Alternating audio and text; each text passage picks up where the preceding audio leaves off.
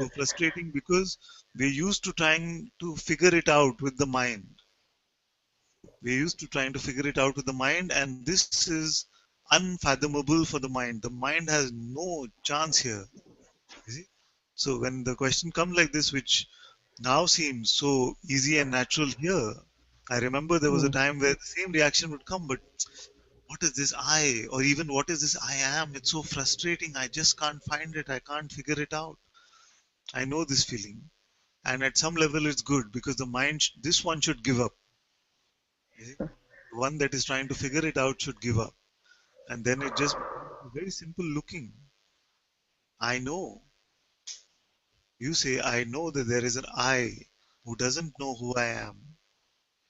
To the mind, these words are so complicated. You see, these words are so complicated to the mind.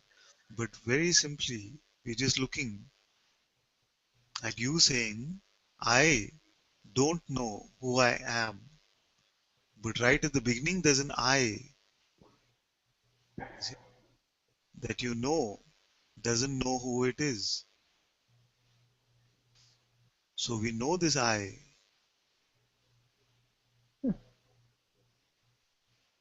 but it is not known mentally. We cannot make a picture out of it. And that is what becomes frustrating to the mind. Because the mind wants to give us a good answer, maybe a good diagram to go with the answer, so that we can get full marks on this question, who am I? But it is not that. It is not a test question like that. It is only an encouragement to look, not an encouragement to think, just an encouragement to look. Who is it that is here now? Who am I? There's such a sense of frustration right now. Yes, but the good thing about the inquiry is that anything coming up can be used in the inquiry. So you say so much frustration is coming. I don't hear that as something bad actually. I say this is an opportunity to check who witnesses this frustration. Is that also frustrated? No, it's not. Yes.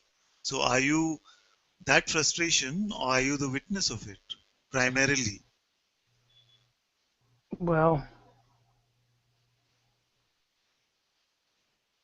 at the moment, I am the witness of it. Yes. Now try to not be the witness and become the content. How will you do it? Well, it's almost like entering back into that. There's like this sensation, this energy of frustration. There was something Yeah. like diving back in there. Okay, do it. Let's see Okay. Um, I can't do it now. it. You can never do it. It's only an idea that I can do it. The Oh. witnessing is always just the witnessing itself.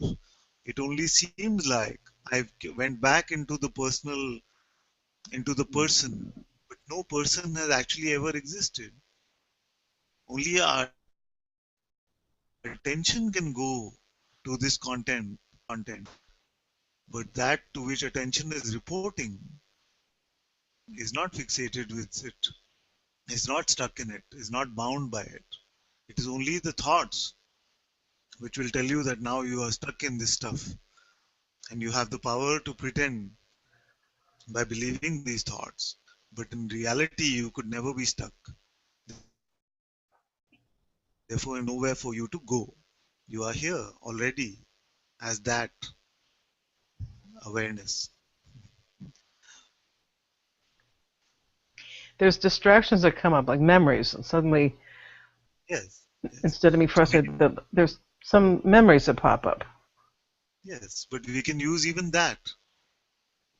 Say this distraction is coming up, this memory is coming up. Who is witnessing that? Is the witnessing also distracted?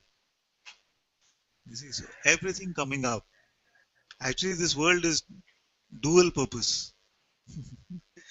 If the urge is to play as a person, then everything that comes up in the world we can use to take personally and to get deeper in the personal idea.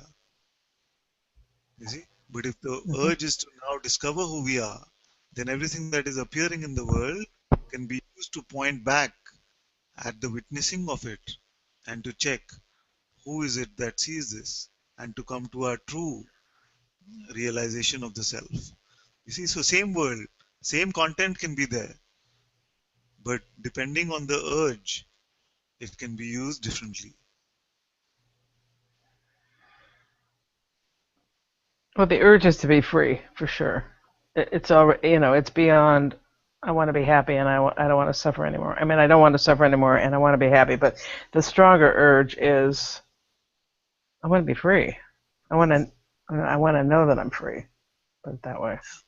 Yes, yes, I know this because you cannot come to. My feeling is that if the urge were just for some superficial or phenomenal happiness, then you would not be here for the second satsang. After the first, something would get so tortured. This idea of personhood would get so tortured that you will never want to come back to the second satsang. So because you're here so often, then I know it cannot just be about some superficial sense of happiness. No, Because that's not. the sense of personhood, who wants this sense of being happy, it is pure torture to be in satsang because it doesn't like the question, "Who am I?" It doesn't like these these things which we are saying, which is that you don't exist as a person.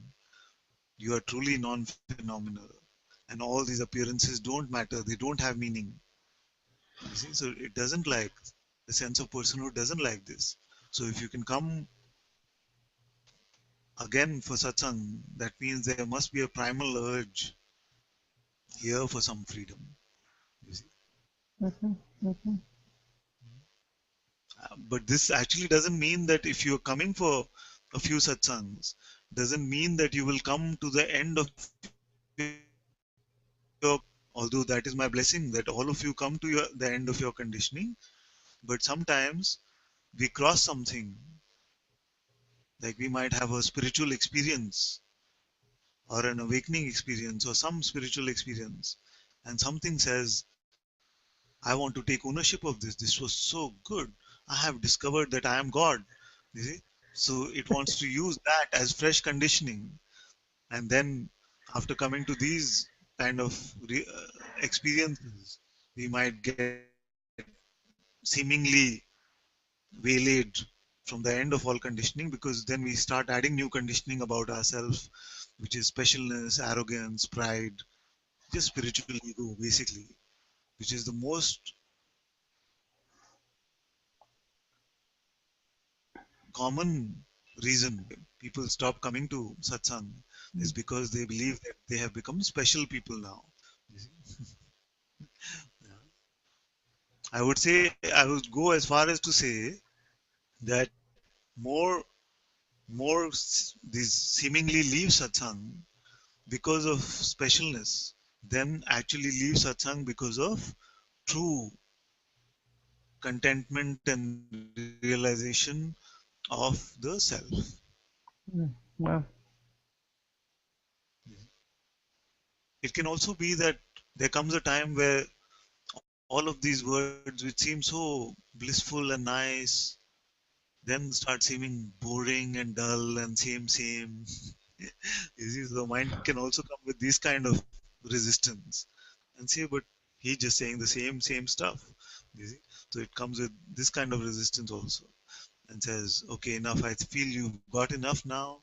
Now you can be independent. You don't need this anymore.